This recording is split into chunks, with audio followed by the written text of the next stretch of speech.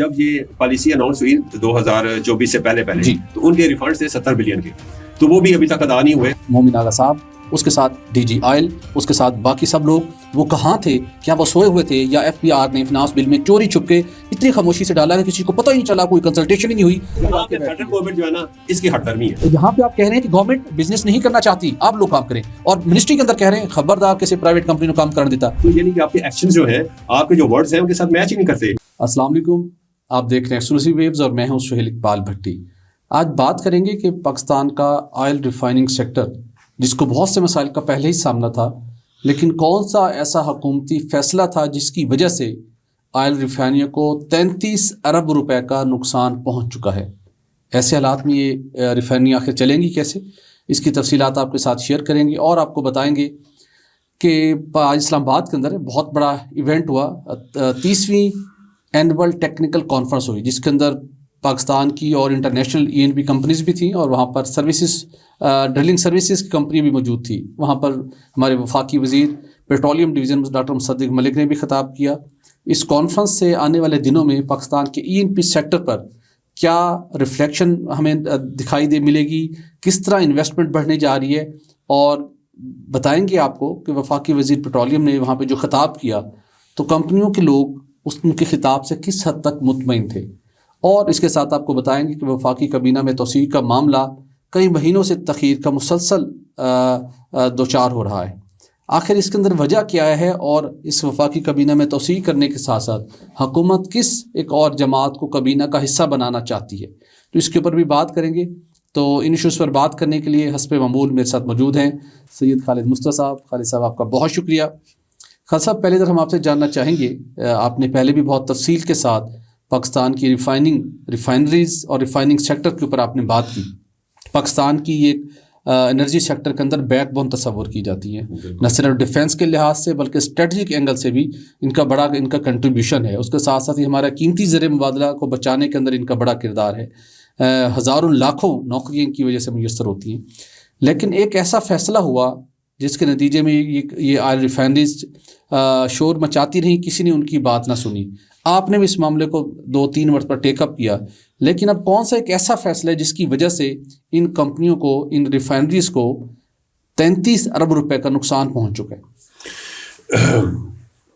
سہیل بھٹی صاحب، یہ بڑی افسوسناک یہ ڈیولپمنٹ ہوئی جب بجٹ 2024 میں جون میں پیش کیا گیا، تو اس میں بڑا سیکریٹلی ایک کلاس ڈال دی گئی، اور یہ FBR کی طرف سے ہوا، فنانس ڈویژن کی طرف سے ہوا کہ ایک فنانس بل کے اندر انہوں نے جو سیز ٹیکس ایگزمپشن دے دی جی، پیٹرول پہ، ڈیزل پہ، کیروسین آئل پہ اور لائٹ ڈیزل آئل پہ، LDO پہ. اب وہی لوگ جو تھے فنانس کے بھی اور FBR کے لوگ، جب یہ policy brown field refinery policy بن رہی تھی تو یہ آن بورڈ تھے. ٹھیک. تو اس کے باوجود انہوں نے یہ حرکت کی. اچھا. تو اب یہ دیکھیں کہ پورے ایک سال میں جو لاس ہونے جا رہا ہے جو وہ 33 بلین کا ہے. $60 ملین ریفائنریز کو، اور تقریباً $160 ملین جو ہے نا وہ OMCs کو ہونے جا رہا ہے. اچھا. اور کچھ تو 17 بلین روپیز کا تو دونوں کو ہو چکا ہوا ہے. جو 33 ارب نقصان ہے یہ پھر OMCs اور ریفائنریز اور سب کو ہے؟ نہیں، ریفائنریز کو اور OMCs کو ہے. اچھا، اوکے. اچھا، وہ یہ ہے کہ جب آپ امپورٹ سٹیج پہ آپ چیزیں منگوا رہے ہیں باہر، تو آپ کا سیلز ٹیکس لگ رہا ہوتا ہے. جب سیلز ٹیکس ایگزمپشن دی ہوئی ہے تو وہ آپ ریفنڈ نہیں کر سکتے، لے نہیں سکتے گورنمنٹ سے ریکور، کیونکہ سیلز ٹیکس ایک ایسی چیز ہے جو کہ at the end of the day آپ وہ پاس آن ہوتی چلی جاتی ہے، اور وہ پاس آن ہوتے ہوتے اینڈ کنزیومر تک جاتا ہے. ٹھیک ہے، مطلب ہے کہ امپورٹ سٹیج کے اوپر وہ ابھی بھی نافذ ہے، جبکہ جب آپ اس کو پروڈکٹ بنا کر بیچتے ہیں پھر آپ وصول نہیں کر سکتے. تو یہ ہے کہ ان کا جو ہے نا پھر وہ ریکور نہیں ہو پا رہا. تو اس سے نقصان جو ہے نا ریفائنریز کو تقریباً 33 بلین کا ہے ایسٹیمیٹ کیا. میں کل گیا ہوا تھا پیٹرولیم ڈویژن بھی، وہاں پہ بھی میں نے تھوڑی سی مغز ماری کی ان لوگوں کے ساتھ، تو وہ بھی بڑے اپسیٹ تھے، پریشان تھے کہ خالد صاحب اگر یہ اسٹیٹس کو رہتا ہے نا تو جس حالت میں ہماری ریفائنریز ہے نا، ان کا جو آپریشنل کاسٹ ہے وہ بڑھ گئی ہے $60 ملین اس سال بڑھ جائے گی، اور $160 ملین OMCs کی بڑھ جائے گی. تو یہ اگر یہ اسٹیٹس کو رہتا ہے تو یہ پھر 6 مہینے اور نکال لیں، 8 مہینے اور نکال لیں، تو اس کے بعد یہ ڈائی ڈاؤن ہو جائیں گے، یہ نہیں کام کر سکیں گی، کیونکہ جو پرافٹ آیا تھا یوکرین وار کی وجہ سے ان کو، وہ پرافٹ سارا ایروڈ ہو چکا ہوگا، تو پھر لاسز میں کیسے وہ چلائیں گے؟ تو پھر اس سے بہتر یہ ہے کہ وہ کلوز ڈاؤن ہو جائیں گے. تو جب وہ کلوز ڈاؤن ہوگا تو آپ کا آرمڈ فورسز، سیکیورٹی، ان کی جو سپلائی لائن ہوگی وہ کمپرومائز ہوگی. اور ہمارے ہاں ایک ایسی لابی موجود بھی ہے جو یہ چاہتی ہے کہ ریفائنریز بند ہو جائیں، یہ اپ گریڈ نہ ہو، ان کی کیپیسٹی جو ہے وہ نہ بڑھے. تو اس وقت ایک اور بھی ہے کیچ ہے کہ ایک یہ ہے کہ او ایم سیز کو نا، جب یہ پالیسی اناؤنس ہوئی 2024 سے پہلے تو ان کے ریفنڈز تھے 70 بلین کے، تو وہ بھی ابھی تک ادا نہیں ہوئے، وہ بھی اسی پہ تھے، سیلز ٹیکس کے ریفنڈز تھے، وہ بھی نہیں ہوئے. تو اب مزید جو آپ نے سیلز ٹیکس ایگزمپشن دے دی ہے، تو اب تک کا ان کا لاس جو ہے نا وہ تقریباً بائی دا اینڈ آف یعنی جون 2025 تک وہ ان کا لاس بھی 15 سے 20 بلین اور بڑھ جائے گا. کہنے کا مطلب یہ ہے کہ آپ بالکل، اور دوسری جو ہے نا آپ کا جو اپ گریڈ پروجیکٹس ہے ریفائنری کا، وہ اس کی جو کاسٹ ہے اس میئر کی وجہ سے $700 ملین بڑھ گئی ہے. اور کہنے کا مطلب یہ ہے کہ اب یہ کیسے حالات چلیں گے.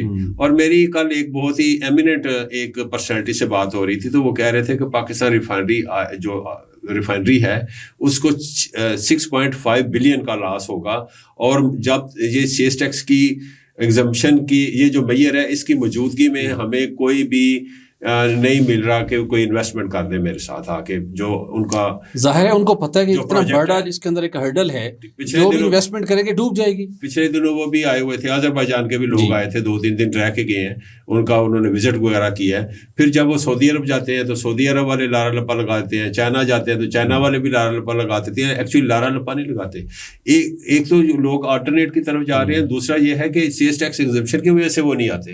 تو ان کو چاہیے کہ فیسیلیٹیٹ کریں نا، اپنا اتنا بڑا ریفائننگ سیکٹر ہے، یا پھر اس کو ڈی ریگولیٹ کرتے ہیں. بالکل صحیح، ڈی ریگولیٹ بھی نہیں کرتے، آپ اس کو ہائیلی ریگولیٹڈ رکھنا چاہتے ہیں، اور پھر آپ جو ہے جو آپ نے وعدہ یعنی کہ آپ اس کے راستے میں بند بھی باندھ رہے ہیں، تو پھر میں پھر کہوں گا کہ کس کو فائدہ ہوتا ہے. خالد صاحب بالکل درست کہا آپ. تو یہ جو ہمارے جو منسٹر صاحب ہیں، میں آپ سے یہ بھی پوچھنا چاہوں گا کہ جو منسٹر صاحب ہیں جس کی آپ آج آپ نے ان کی تقریر بھی سنی ہے، تو ان کی جب تقریر سنتے ہیں تو بہت ہی ایسا لگتا ہے کہ وہ کانوں میں رس گول رہے ہوتے ہیں، لیکن ایکچولی وہ فار فرام ریالٹی ہوتے ہیں. جو گراؤنڈ ریالٹی میں کام ہو رہا ہوتا ہے اس سے بڑی دور چلے جاتے ہیں، اور یا تو وہ اپنی ہی تعریف کیے جاتے ہیں، اپنے ہی معاملات بتاتے جاتے ہیں کہ میں نے زندگی ایسے گزاری. اور آئل اینڈ گیس سیکٹر کے حوالے سے جو ہمارے مسائل ہیں اس پہ فوکس نہیں ہو پاتے.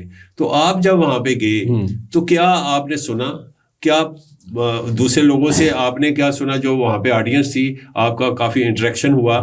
تو میں یہ جاننا چاہوں گا کہ آپ سینس بتائیں اس پوری آج کے پورے دن کی کاروائی کا، کہ ایکچولی سینس کیا ہے، بالکل نچوڑ کیا ہے. بالکل ٹھیک ہے سر، بڑا امپورٹنٹ آپ کا یہ کویشچن ہے، اور جس اینگل سے آپ نے اس کویشچن کو فریم کیا یہی سب کے لیے توجہ کا مرکز ہے. لیکن اس بات کو سٹارٹ کرنے سے پہلے ایک چھوٹا سا پوائنٹ میں آپ سے جاننا چاہوں گا. بڑی کریٹیکل سٹوری آپ نے ہمارے ویورز کے ساتھ شیئر کی. جب یہ سیل ٹیکس ایگزمپشن کا معاملہ رواں مالی سال کے بجٹ میں فنانس بل کے ذریعے سے ہو رہا تھا، اس وقت ہمارے وفاقی وزیر پیٹرولیم ڈاکٹر مصدق ملک صاحب، ہمارے پیٹرولیم ڈویژن کے سیکرٹری مومن آغا صاحب، اس کے ساتھ ڈی جی آئل، اس کے ساتھ باقی سب لوگ، وہ کہاں تھے؟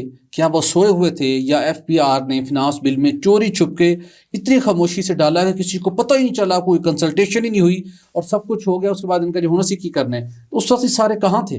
بٹ صاحب میں آپ کو بتا دیتا ہوں کہ ہمارا جو نا لیٹ ڈاؤن پروسیجر جو ہے نا ہم پورے گورنمنٹ چلانے کا، ایک تو یہ ہے کہ ہم آئسولیشن میں کام کرتے ہیں، اور جب آپ ٹیکس کے حوالے سے کام کر رہے ہوتے ہیں نا تو پھر یہ بہت کم ایف بی آر والے آن بورڈ لیتے ہیں. وہ صرف فائنانس کو آن بورڈ لیتے ہیں، یا ایف بی آر والے خود ہوتے ہیں، وہ کہتے ہیں کہ ہماری کوئی چیز باہر لیک نہ ہو جائے نا. یہ کوئی پی ایس ڈی پی تو ہے نہیں ہے، یا اینول ڈیولپمنٹ پلان تو ہے نہیں ہے کہ آپ بتا دیں، پہلے بتا دیں. تو یہ ٹیکسیشن کا ایشو ہوتا ہے. ایک تو یہ بات ہے. دوسرا یہ ہے کہ ان کو ویجیلنٹ ہونا چاہیے تھا. یہ پارٹ آف دا گورنمنٹ ہے، بالکل ان کو ویجیلنٹ بھی ہونا چاہیے تھا، اور ان کو بھی on board F B R والوں کو بھی لینا چاہیے تھا. بالکل. لیکن انہوں نے ایف بی آر والوں نے جیسے بھی ہے ذمہ دار ایف بی آر والے ہیں، اور وہ ابھی تک جو ہے نا اپنے اس فیصلے پہ یعنی کہ وہ نہیں کرنا چاہ رہے. اور ایک اور میں بات بتانا چاہتا ہوں کہ پھر اس پورے 6 7 8 ماہ میں کچھ میئرز جو تھے وہ بھی ڈسکس ہوئے کہ آپ ایسا کر لیں تو اس کا یہ امپیکٹ آتا ہے. تو یہ ایک پرپوزل آئی کہ 3 سے 5% جو ہے نا آپ سیس ٹیکس لگا دیں تاکہ ہمارے مسائل حل ہو جائیں, ریفائنریز کے بھی ہو جائیں گے, او ایم سیز کے بھی ہو جائیں گے. لیکن انہوں نے یہ کرنے کے بجائے تو ایف بی آر نے کہا جی پہلے ہم آئی ایم ایف سے پوچھ لیتے ہیں. آئی ایم ایف کے پاس یہ پرپوزل لے گئے تو انہوں نے کہا بھائی 100 بسم اللہ لگائیں, لیکن 3 سے 5% کیوں لگا رہے ہیں, 18% لگائیں بھائی, کیونکہ یہ نان اسینشل ایٹم تو نہیں ہے, ٹھیک ہے نا. تو کہنے کا مطلب ہے یہ کوئی ہیلتھ کے ایشوز ہیں کہ اگر آپ اس کا کم کر دیں گے 18% اس پہ لگائیں, لیکن اس کا جو امپیکٹ آ رہا تھا وہ تقریباً 45 سے 50 روپے پر لیٹر کا آ رہا تھا. تو انہوں نے کہا جی یہ تو پھر آپ کے جو پیٹرولیم پروڈکٹس ہیں بڑے مہنگے ہو جائیں گے, تو پھر ہم کیا کریں گے. تو انہوں نے کہا کوئی مسئلہ نہیں, آپ پیٹرولیم لیوی کو 45 روپے کم کر دیں. جی بالکل. ہمیں تو at the end of the day ہمیں تو وہ فگر چاہیے 12.9 ٹریلین جی ایس ٹی پھر صوبوں میں تقسیم ہو جاتا ہے نا, پیٹرولیم لیوی تو فیڈرل گورنمنٹ اپنے یہاں پہ فیڈرل گورنمنٹ جو ہے نا اس کی ہٹ دھرمی ہے, ہٹ دھرمی کی وجہ سے پورا سیکٹر متاثر ہو رہا ہے انفارچونیٹ. تو اب آتے ہیں آپ کے سوال کی طرف جو میں نے آج اٹینڈ کی 30th اینول ٹیکنیکل کانفرنس. بڑی امپورٹنٹ یہ کانفرنس ہوتی ہے, اس سال کچھ تاخیر سے ہوئی. اس کانفرنس میں پاکستان کی تمام ای این پی کمپنیز, ان کی ٹیمز, اس کے ساتھ غیر ملکی کمپنیاں جو ابھی تک پاکستان میں اکا دکا رہ گئی ہیں, ان سب کے ٹیمز وہاں موجود تھیں, ٹیکنیکل سٹاف تھا, اس کے ساتھ ڈرلنگ سروسز کی کمپنیاں تھیں. اور ایک اچھا ایک وہاں پہ پیشن تھا کمپنیز کے اندر کہ پاکستان کے اندر ڈفرینٹ جو اپارچونیٹیز کمنگ ڈیز میں آ رہی ہیں, تو اس میں ان سب کمپنی کو کام کرنے کا موقع ملے گا. بالخصوص جو مجھے وہاں پتہ چلا کہ جون میں پاکستان کی ہسٹری کا سب سے بڑا بڈنگ راؤنڈ ہونے جا رہا ہے. اچھا. آف شور ڈرلنگ کا. آف شور ڈرلنگ کا پاسٹ کے اندر بھی ہمارے ہاں مختلف 5-8 سال بعد ایک ویل کی ٹرائی ہوئی ہے, لیکن اس کی بہت سی ریزن تھی, ہمیں سکسیس نہیں مل سکی. لیکن وہ یہ کہا جا رہا ہے کہ جو ہمارے پاس جو آف شور ہے یہ اتنا ورجن ہے, موجود ہے, ہم نے یہاں پہ اس لیول پہ جتنا ہمیں یہاں پہ کام کرنا چاہیے تھا نہیں کیا. تو پروسیس انیشیٹ ہو گیا ہے. جون میں تقریباً 40 جو بلاک ہے وہاں پہ ان کو ان کی بڈنگ راؤنڈ مکمل کر کے ایلوکیٹ کیا جائے گا. اس کمپنیوں میں بڑی انٹرسٹ ہے اس معاملے میں, چونکہ جب سے گورنمنٹ نے 35% پالیسی دی ہے نا تھرڈ پارٹی گیس سیل کرنے کی, ای این پی کمپنیاں جو ڈیڈ ہو چکی تھی, پیسے نہیں ملتے تھے, گیس تیل نکالی جائیں سرکل ڈیٹ میں, اب انہوں نے پلان بنانا شروع کر دیا کہ یس پوٹینشیل ہے, ہمارے پاس پیسہ آئے گا, ہم یہاں پر اس کو انویسٹ کریں گے. تو ڈرلنگ سروسز کی کمپنی بھی ایکٹیو ہو گئی ہیں, انٹرنیشنل انویسٹر بھی آ رہے ہیں. ایک تو یہ بڑے ان کے لیے کشش کا باعث تھا. دوسرا تقریباً 35 کے 40 بلاک جو ہے وہ آن شور کے بھی بڈ ہونے جا رہے ہیں. تو ایک بڑی ایک ایکٹیویٹی ہمیں کمنگ ڈیز میں دکھائی دے گی. لیکن جو سب سے انٹرسٹنگ پوائنٹ تھا وہاں پہ تھا وفاقی وزیر پیٹرولیم ڈویژن ڈاکٹر مصدق ملک صاحب کا شوہر آفاق خطاب. اچھا.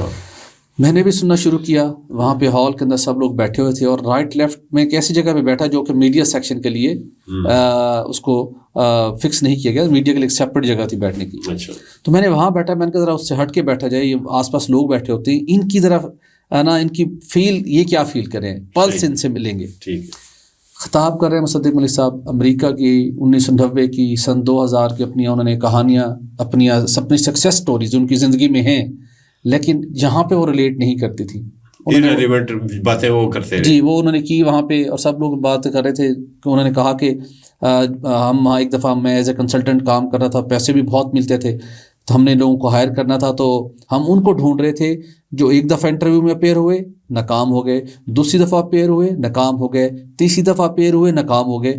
ہم نے ان لوگوں کو ڈھونڈ رہے تھے کہ ہر مرتبہ وہ ناکام ہوتے ہیں, وہ پھر بھی آ جاتے ہیں, تو ہمیں ایسے لوگ چاہیے تھے.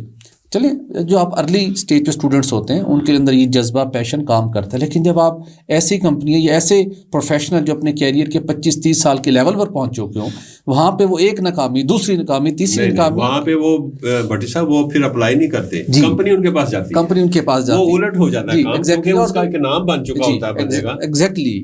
اس کے بعد دوسرا انہوں نے کہا کہ جب یہ ایگزامپل دی, پھر اس کے بعد انہوں نے کہا کہ دیکھیں ہم نے اپنے دروازے کھول دیے, ہم نے نئی پالیسیز دے دی ہیں, ہمارے دروازے کھلے ہیں, آئیے کام کیجیے, ہم نے رکاوٹیں ختم کرنی ہیں. گورنمنٹ کا کام بزنس کرنا نہیں ہے, اچھا ابھی اندر کی خبر دیتا جاؤں, اچھا ہم کل سٹوری کریں گے اسپیشلی. گورنمنٹ کا کام بزنس کرنا نہیں ہے. اور آج اس وقت جب ہم اپنے شو کی ہم ریکارڈنگ کر رہے تھے, پیٹرولیم ڈویژن میں ایک میٹنگ کال کی گئی ہے. وہ گیس جو پچھلے 10-15 سال سے را گیس تھی پی پی ایل کی, وہ نہیں سیل ہو پا رہی تھی, سوئی ناردرن صدروں کو بلایا گیا جبری طور کے اوپر, آؤ اس گیس کو تمہیں ایلوکیٹ کرتے ہیں, تم ہی اس کو سیل کرو, لاسز میں لے کے جاؤ. پھر اس کو تو ایک تو اس کو اس کے اسپیکس پہ لانے کے لیے بڑی انویسٹمنٹ اور ٹائم درکار ہوگا. تو اگین یہاں پہ آپ کہہ رہے ہیں کہ گورنمنٹ بزنس نہیں کرنا چاہتی, آپ لوگ کام کریں, اور منسٹری کے اندر کہہ رہے ہیں خبردار کسی پرائیویٹ کمپنی نے کام کرنے دیتا.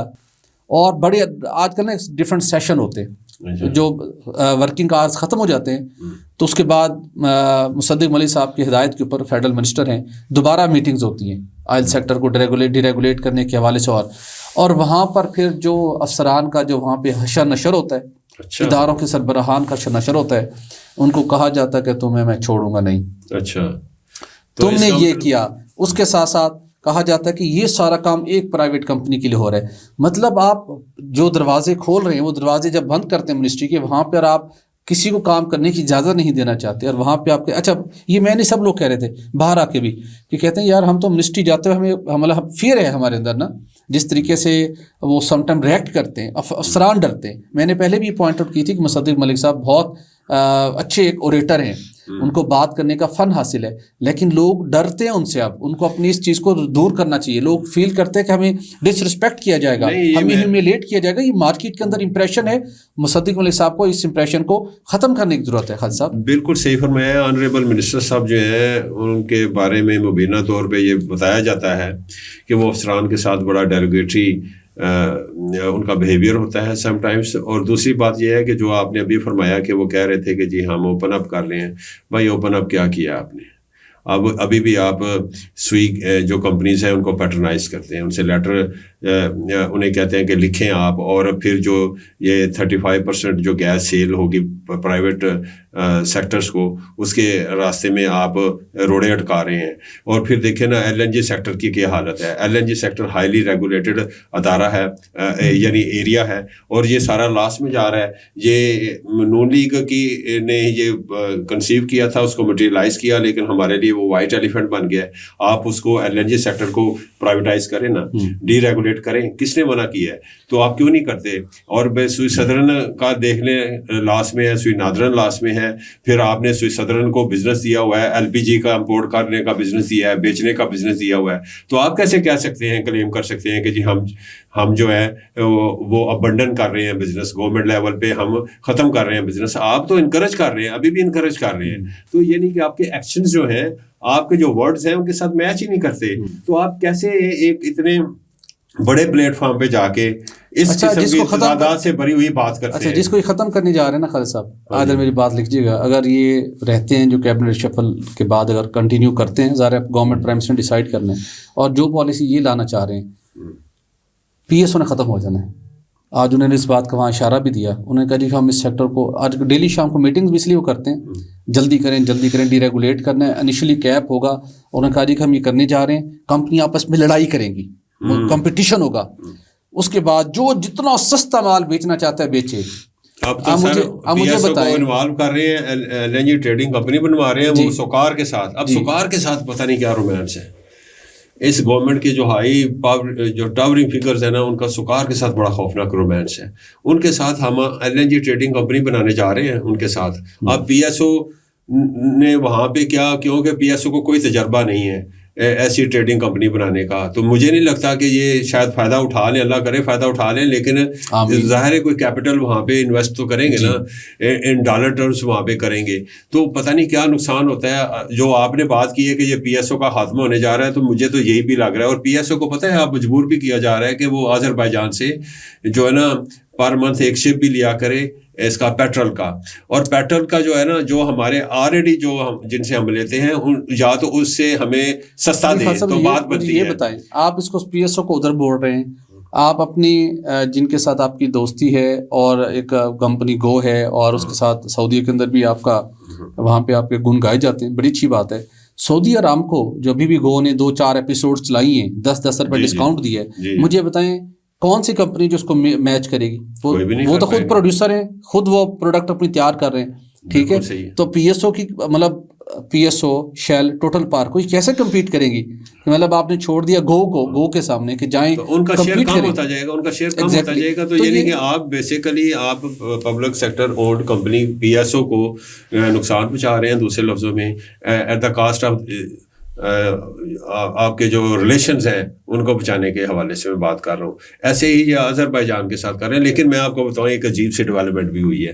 آذربائیجان کو جو پہلے تو ہمارے آنریبل منسٹر ڈاکٹر مصدق ملک زیادہ ڈیل کیا کرتے تھے, لیکن اب یہ جو طاقتور ہمارے لوگ ہیں انہوں نے ان کو ریپلیس کر دیا ہے علیم خان کے ساتھ. اب علیم خان جو ہے جو ہے نا آذربائیجان کو دیکھ رہے ہیں, اور ابھی پرائم منسٹر نے کچھ دنوں تک وہاں پہ جانا ہے.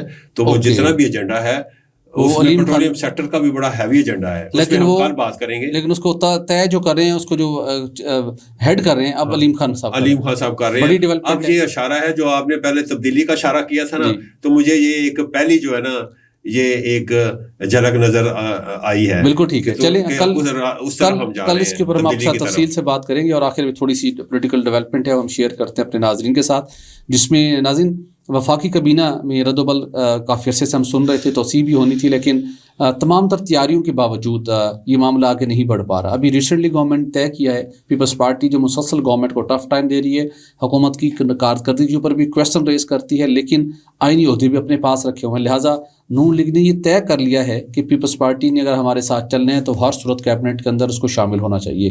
2 یا 3 ان کو وزارتیں دی جائیں. بات چیت بھی چلی اور انہوں نے 2 سب سے موسٹ امپورٹنٹ وزارتوں کے اوپر پیپلز پارٹی نے نظر رکھی ہوئی ہیں, جس میں سے ایک وزارت تو نون لیگ نہیں دینا چاہتی جو سب سے سپیریئر منسٹری سمجھی جاتی ہے. تاہم اس کے بعد 2-3 اور اہم وزارتیں دی جا سکتی ہیں. تو اس کے اوپر کچھ دن کا تاخیر ہے, لیکن اطلاعات یہی آ رہی ہیں کہ پیپلز پارٹی کو ہر صورت کابینہ کے اندر شامل کیا جائے گا. اگر شامل نہ ہوئی تو پھر یہ نون لیگ کے لیول کے اوپر یہ طے ہے کہ پھر پیپلز پارٹی کو اپوزیشن کی طرح ڈیل کیا جائے گا. یعنی کہ پھر فنڈز ان کو جاری نہیں ہوں گے, جو ترقیاتی فنڈز پہلے بھی ملے ہیں دوبارہ بھی ملنے تھے وہ نہیں ملیں گے, چونکہ وہ یہ سمجھتے ہیں کہ جو مشکل صورتحال ہے اس کا ذمہ داری ڈالی جاتی ہے نون لیگ پر, اور جہاں پر کوئی آپ نے اچیومنٹ حاصل کی ہے تو اس کے اندر پیپلز پارٹی بھی اپنا حصہ کلیم کرتی ہے. تو لہٰذا ان کو آن بورڈ کریں یا پھر سائڈ لائن مستقل رہیں, اور پھر ان کو ترقیاتی فنڈز نہیں ملیں گے تاکہ پھر وہ پولیٹیکل مائلیج نہ لے سکیں. تو یہ 10-15 دن معاملہ اب آگے جاتا ہوا دکھائی دے رہا ہے. تاہم نون لیگ اس کوششوں میں ہے کہ پیپلز پارٹی کو ہر صورت کیبنٹ میں لایا جائے. ویوز آج کے شو کا وقت ختم ہو جاتا ہے. سبسکرائب کرنا مت بھولیے گا ہمارے چینل کو, اپنا فیڈ بیک لازمی دیجیے گا. ہمیں دیجیے اجازت, اپنا رکھیے گا خیال. اللہ حافظ.